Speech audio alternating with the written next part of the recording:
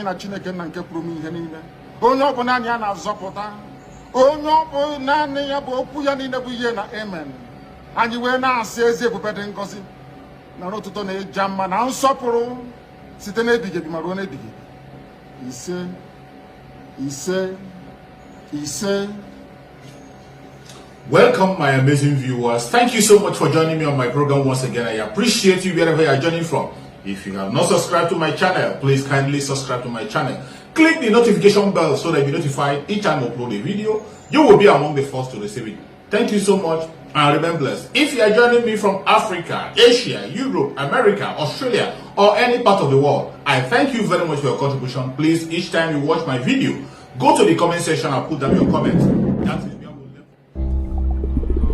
The problem Buhari has is that he doesn't listen. As we said, this issue is not military. These people are not beyond negotiations. What do you want? What are their grievances? You don't want to address their grievances?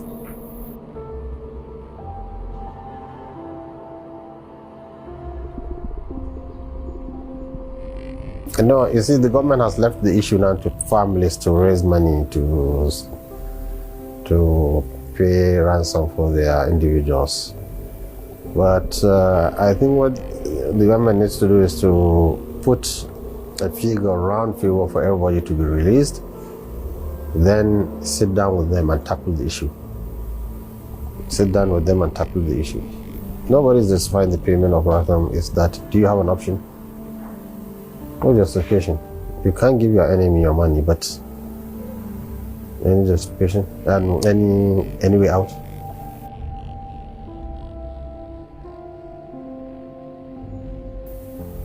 The army is very strong. The army can destroy this town in 15 minutes. They have the firepower, the men. The Air Force can devastate Kaduna.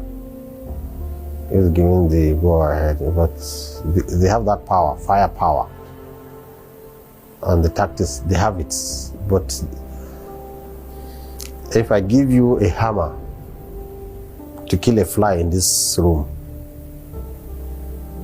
you may end up destroying my furniture and destroying your camera, and you will not get the fly, because hammer is not meant for killing flies. But if I give you a swat, a rubber flexible sword which is cheaper than a hammer, you can easily get the fly.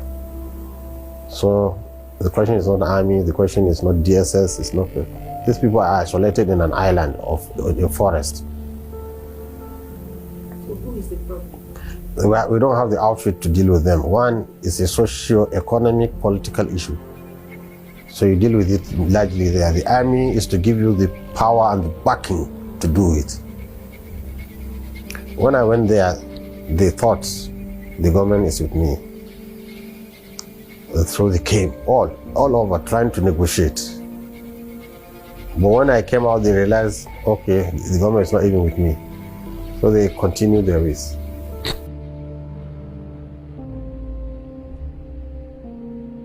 It wasn't the situation, yes. In what way? Yes, because before they have an iota of doubt whether there is somebody, a genuine face that can dialogue with them. But once they saw like a clergy for me, which I have no interest, political or anything, trying just to convince them that this is a bad way, having hope that yes, the government will listen to me. When the government doesn't listen to me, okay. So everybody fights on with it. What I make of it, they are very sensitive about what government say, what politicians say. Myself, I've been there meeting with bandits, trying to show them, educate them, because they are not educated. Why do you want them to get their morals?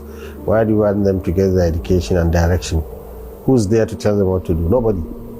They are all uneducated. And the offense the society has done is to leave such amount of people uneducated without education, the budgetary education, and the budgetary concern for their education, their health, what they are doing, what they are thinking, what they are doing. Nobody concerns himself about them. This is negligence. So we said, okay, let's venture in, and we talked and spoke with them. But when we came out, we didn't get a listening ear. Neither the press, neither the government, neither the population. They think we are cajoling and appeasing criminals. They are more than criminals. They are fighting me.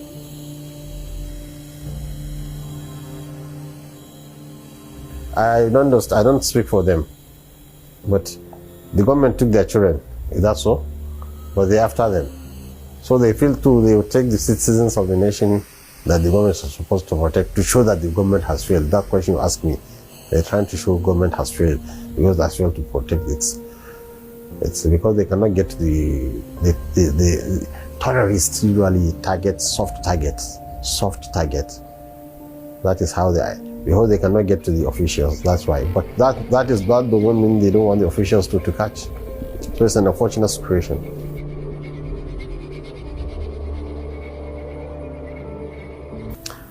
There was a lady who was pregnant, and they let her go to deliver, and they kept her husband, trying to show they are civilized and humane, and trying to show they are not fighting the society but fighting the government.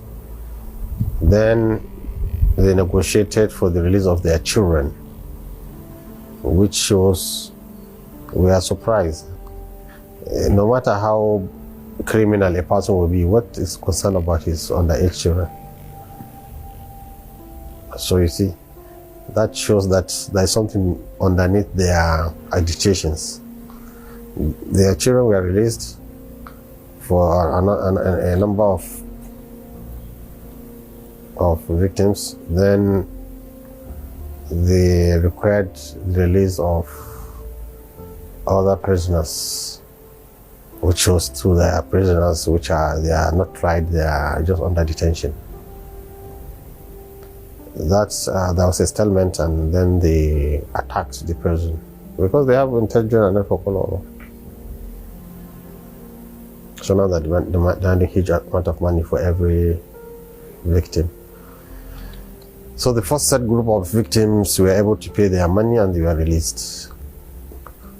And another lady, I think from Lagos too, was able to pay her money and she was released. Then another group, they are ready to pay for their relatives, then they were prevented by the security.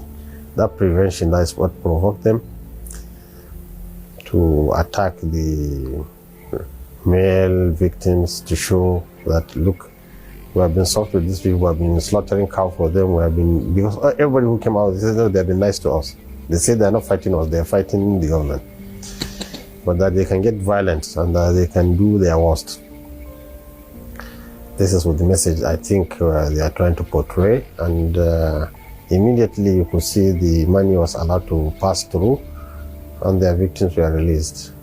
So in a nutshell, we are in a serious situation. People don't know. When I went there, you see, the people now, they are doing this, they are called Ansaru, or an offshoot of Boko Haram. They are not even Fulanis, but they are using the herdsmen as foot soldiers. And I heard they are paying them 50,000 naira every day. Before terrorists, even if we assume it's Boko Haram that we are putting bombs during Jonathan's time, in putting bombs there and there, but they don't have the foot soldiers to carry out big operations. They just put bombs. But if you could see now, to go and break a prison and release people and go with their people, they have foot soldiers. Where is the foot soldiers coming from? It's these bandits. Since I've been warning Nigerians, look, let's go in. These are not even Fulanis. They are not Fulanis, but they are using them as foot soldiers. Let's go and don't allow us to make them our enemies. I have said this in ABU's area. Don't make your neighbor an enemy. Try to pull him to your own side. We left them, we fight them. The language is kill them, bomb them. That's the language. And that's why the politicians that are so strong about shoot at kill them, they are the ones that they are so antagonistic to. But if the language has been what we did, okay, come, what do you want? What are your grievances? We build for you schools, we build for you hospitals, we hear your grievances, we will have leaned them to our side. No. In fact, there was a time I was told reliably by a deputy governor of Zamfara State, initially when Boko Haram entered their territory, they apprehended them and took them to the government. So our struggle is not, we're not fighting government, we're not fighting this. They said it. But now, with this lucrative attention now, this bandit that you are calling a criminal, on all this, all that, now he has gotten a flag of religion. He's the one now seeing you as an infidel. He's the one seeing you as, you know, they even said it in that film. Maybe some people who doesn't hear Hausa. They said, we wanted you to release these people with this baller and this trash. All those people you see, to them they are trash. They are Muslims. But what kind of Muslims? Trash. They see us as trash. Now somebody who was seeing himself as a criminal, now he's seeing himself spiritually and morally more superior. So what will stop him now? We have been speaking with this more than nobody listened to us. The press is so antagonistic. They are pushing the fire of the fuel on fire. They think that they are doing service. And what they thought is there is a force there to fight them. Yes, we have a force, but that force is not for fight. Army is to fight an army. Police is to police people who are civil. But these people are barbarians in bush. In the bush. Why Kuje is because it's in Abuja. One, secondly, how can they amass such amount of people, foot soldiers, to go and do that? Because it means there is a symbiosis, there is a lack, there is coordination between herdsmen and terrorists. Some politicians were saying, declare herdsmen terrorists, declare them terrorists. I was against it. No intelligent Nigeria can understand.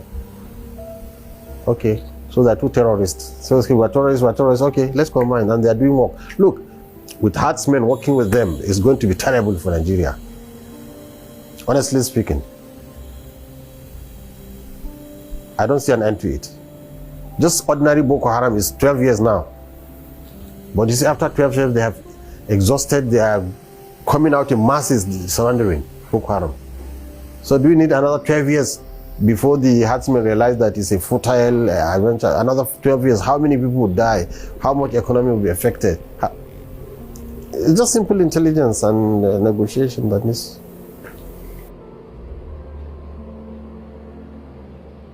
No matter what you do, it depends. If you're a northerner, southerner will see you bad. If you are a Muslim, Christian will see you bad. If you're a Christian, Muslim will see you bad.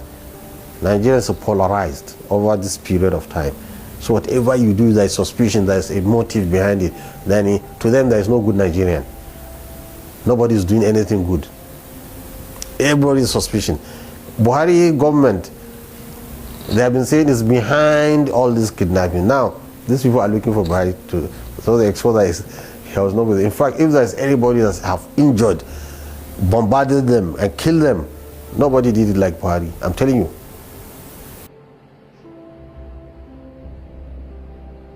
In the Southeast, they don't have anywhere to hide. IPOP, they don't have anywhere to hide. But these people have a vast land of forest to hide. And wait, they are the inhabitant of the forest. Is their abode. If soldier comes, is the stranger. They will easily finish him.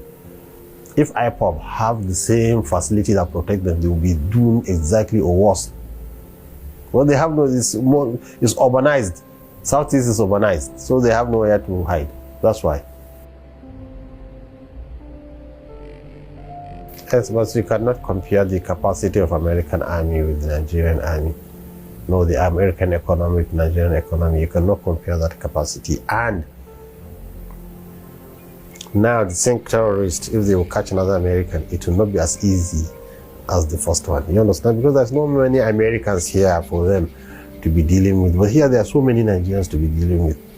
Yes, they were able to use the element of surprise, element of good intelligence to get them. But remember, the enemy too is also becoming wiser and wiser. Now, look what they are doing now. They are getting herdsmen to follow them. And this is what I'm afraid of. They're getting herdsmen to follow them because they're giving them money. I wanted to put a stop so that they don't follow anybody. They come back to the state, build for them schools, appoint for them Sarki. You know, they appointed a Sarki in Zamfara. Or how was the reaction? That was the best way. He'll pacify the people. He'll build school for them, for their children. And people are still making noise. Now, the government is to relegate that and violence will continue. And they'll come and join Boko Haram. That money could have been used to build roads, amenities, hospitals for them. Just the way we did for Niger Delta, how we pacified Niger Delta, this is how to pacify these people. Niger Delta too, they have the creeks where they can hide. The army cannot fight them. So the best way is amnesty. This one too is amnesty and pacification. Yes. So I think what I feel, anybody who wins, anybody will do better. Any of them can do. Anybody. If Tinubu comes, he will do better. If Atiku comes, he will do better. If Peter Obi comes, he will do better. If Konkoso comes, he will do better. The problem Buhari has is that he doesn't listen. Buhari, if he takes you an enemy, you are an enemy. He's not a politician. But these people are politicians. As we sit down with you here, we can sit down with them and negotiate and show them light and see what to do. So once a leader doesn't listen, he can never do good. What I would just advise Nigeria, vote whoever you like. And also my advice is whoever wins out of these four people that usually are the forefront politicians that we think will win, they should all cooperate together and heal Nigeria. Luckily, you see, by God's design, and I believe in Allah, I believe there is God, and I believe God has revealed to mankind. I'm a firm believer of this, and by design, we have four leading politicians, and these politicians are from Southwest, Southeast, Northeast, Northwest. These are the major Nigerian four corners of the world, four corners of the country. So whoever among them wins should drag the others and join them in administrating this country so that they take care of that region. And also, we need devolution of power, restructuring. They can all do that, because if restructuring is done, even if Tinubu is not the president, the Southwest will accept it if he is involved in the restructuring. If restructuring is done, even if Peter Obi is not the president, but is done with him, Igbos will accept it. If restructuring and devolution of power is done with Atiku, who is from Northeast, Adamawa, and those people will say, okay, we agree. And Northwest Konkoso represent that. If any restructuring of Nigeria is done with Konkoso is there, Northwest will accept it. You understand? So Nigeria is going to heal. I don't want pressmen to bring what do you call it, confusion in it. Let Nigerians vote. The only advice I have is INEC should be strict. Any violation of electoral code, they should notify that polling booth. Unaccredited votes should not be accepted. Transmission should be electronic and instantaneous.